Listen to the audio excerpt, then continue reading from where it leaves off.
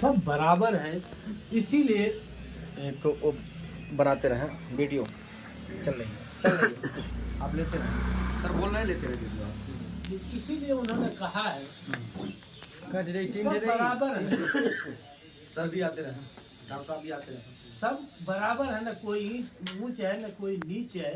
वो समतावादी समाज की परिकल्पना करते हैं, इसलिए हम लोग उनको मानते हैं। दूसरी बात उनकी ये है, 5 सिद्धांत उन्होंने प्रतिपादित किया, जिसको पंचशील के नाम से उन्होंने कहा है। उसमें आपका आ गया, झूठ मत बोलिए,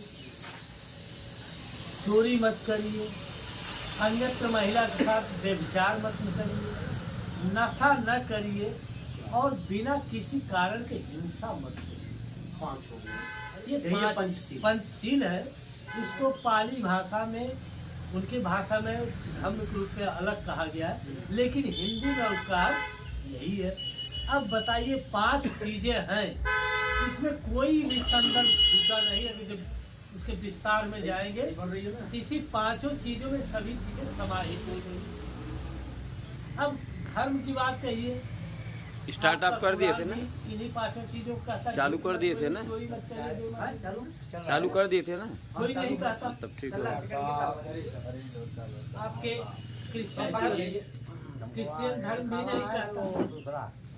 ठीक है, काला ही है, हाँ काला ही है, रोड़ा वाला पिसा हुआ। लेकिन अब रोड़ा खड़ दिए तो ज़्यादा अच्छा। क्रिश्चियन धर्म भी यही कहता है, लेकिन और धर्मों में कुछ आडंबर है। वो मूर्ति उनके धर्म पाली भाषा में, महात्मा बुद्ध के दर्शन में कोई देवता चल रहा भैया, चल रही है वीडियो, चल रही है को कहते हैं कि मैं वीडियो चल रही भगवान है। नहीं हूँ, मैं मनुष्य हूँ और एक जीने की कला आपको सिखा रहा हूँ आदर्श। अच्छा ऊपर चल रहा है, यही उनका सिद्धांत है। और जितनी भी खुदाइयाँ हुई है, जितनी भी खुदाइयाँ हुई है इंग्लिश पीरियड में, सब महात्मा बुद्ध की मूर्तियाँ और उनके धर्म के प्रचार की चीजें लिखी हुई है, चाहे सिक्के में हो, चाहे पाषाण में हो, चाहे मृतभांड में हो, चाहे उनके कल्चर में हो।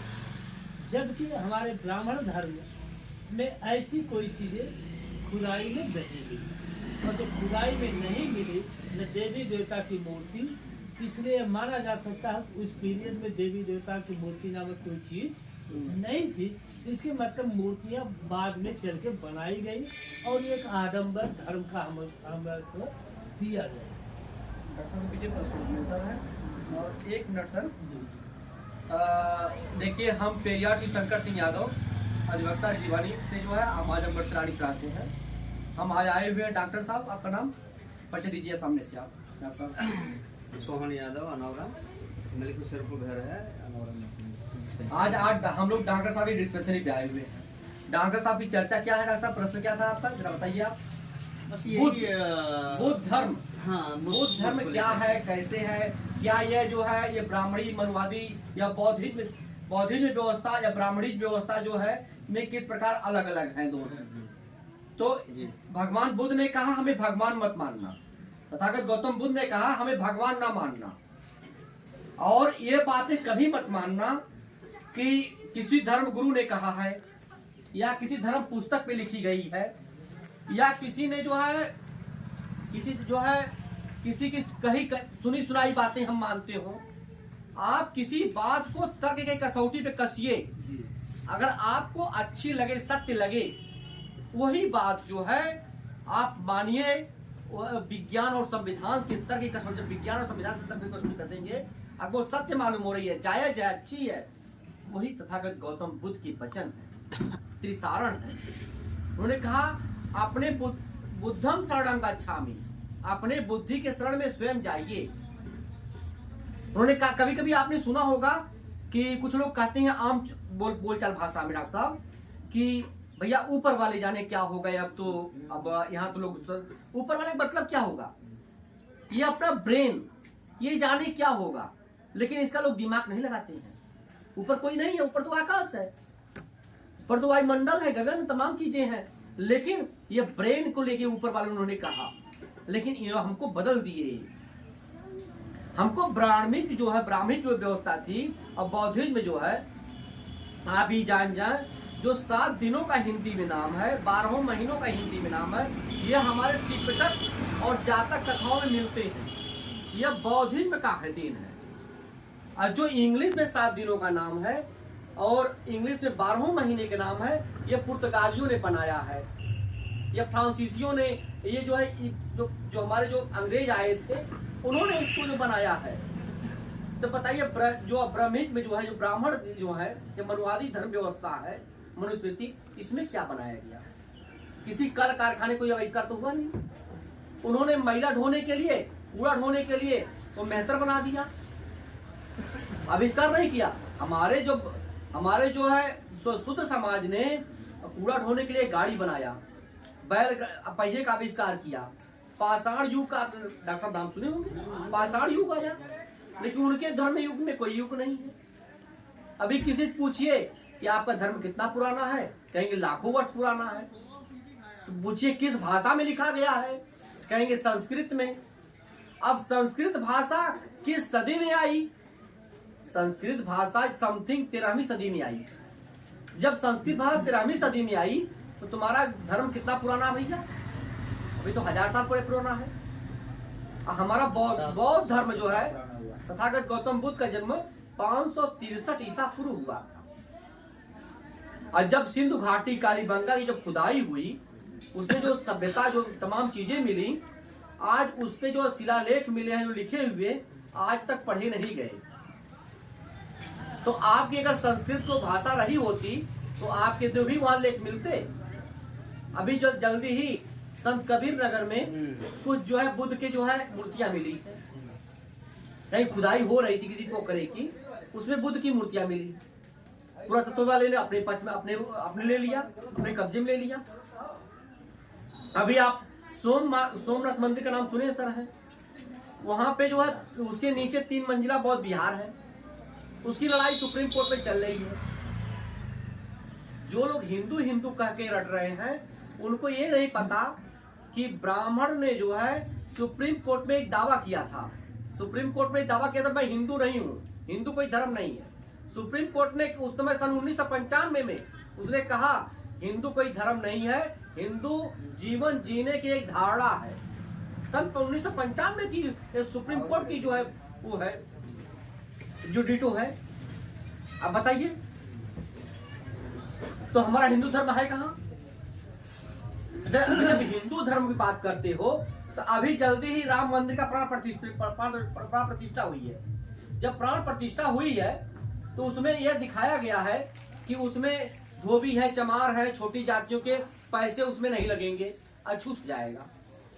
कौन सा हिंदू भैया? कौन कौन हिंदू है? ये तो भी कैटेगरी बांट दो कि कौन कौन जातियां हिंदू है, कौन मुस्लिम है, कौन सिख है, कौन बुद्ध है। तुम तो 4 जातियों में बांट दिए। तो हमें कहीं न कहीं मनुवादी पुस्तकों में, उनकी बातों में गपोड़ा गया है। आज गपोड़ियों के देना, इनको ज्ञान नहीं है। आज हमें जो लोग हिंदू मानते हैं, राम को पूजने वाले, उनसे यह कह दें कि आप आज ही से राम के आचरणों को यापन करो। जैसे राम ने अपने स्त्री को गर्भवती किया, जंगल में छोड़ दिया। राम ने अपने ही स्त्री को जो है अग्नि परीक्षा लिया था। कोई लेगा? वक्त है लेगा अपनी पत्नियों को अग्नि परीक्षा कि भैया तू बचपन से कभी किसी के साथ व्यभिचार नहीं की थी, मैं अग्नि परीक्षा लूंगा। कोई लेगा? किसी राम भक्त को कहे तो लेगा कोई? ऐसा बताइए। हाँ नहीं बोलिए, आप बोलना कहाँ लेगा? साली पैदा नहीं होता। तो को मानने वाले और की मानने वाले कितना काम कर रहे हैं। ऐसा आपने कहा कि हम तो इस बात को मानते हैं, आप हमारे साथ काम कितना कर रहे हैं डॉक्टर साहब, ये हम जानेंगे। आप मानते हैं अच्छी तरह, मैं जान रहा हूँ। आपको मानते हैं कि नहीं मानते?